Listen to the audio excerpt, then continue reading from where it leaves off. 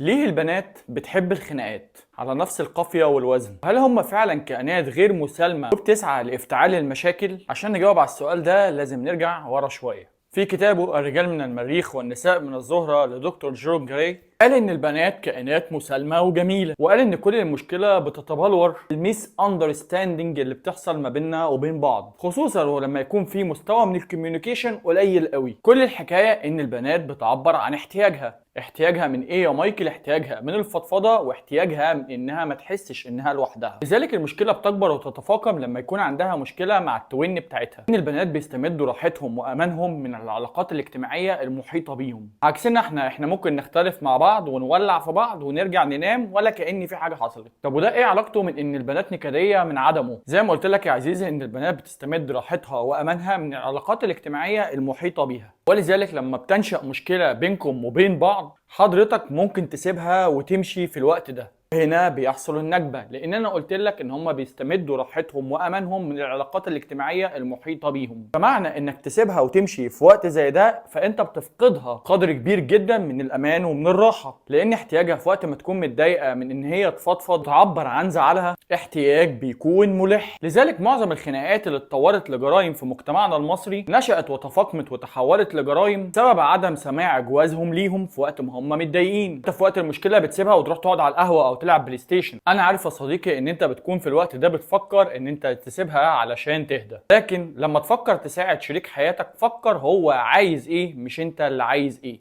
وافتكر دايما ان شريك حياتك عنده ضروره ملحه للكلام والفضفضه يليهم الاحتواء والشعور بيه، لان صدقني العلاقه لو خرجت بره اتنين حتى لو لاصحابها او اصحابك او اهلك او اهلها هتكون علاقه مهدده بالفشل.